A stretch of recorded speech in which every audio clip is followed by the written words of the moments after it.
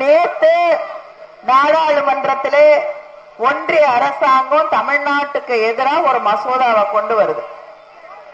அந்த மசோதா என்ன பேர்ல கொண்டு வராங்கன்னா மகளிருக்கு இடம் ஒதுக்கீடுங்கிற மசோதாவை கொண்டு வருகிறார்கள். ஆனால் உண்மையிலேயே தமிழ்நாட்டுடைய அதிகாரத்தை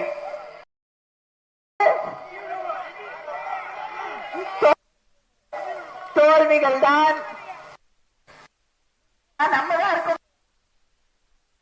அவங்களுக்கு இடி மின்னல் மழையாக வருவதற்கு அப்படி தமிழ்நாட்டின் உரிமைகளை பாதுகாக்க, தமிழ் பிள்ளைகளுடைய எதிர்காலத்தை பாதுகாக்க, தமிழ் மண்ணை பாதுகாக்க, தமிழ் மொழியை பாதுகாக்க நம்முடைய முதலமைச்சர் அண்ணன் தளபதி அவர்களுடைய கரத்தை வலுப்படுத்த உதயசூரியன் சின்னத்திலே வாக்களித்து நம்முடைய வேட்பாளர் அவர்களை வெற்றி பெற செய்ய வேண்டும்.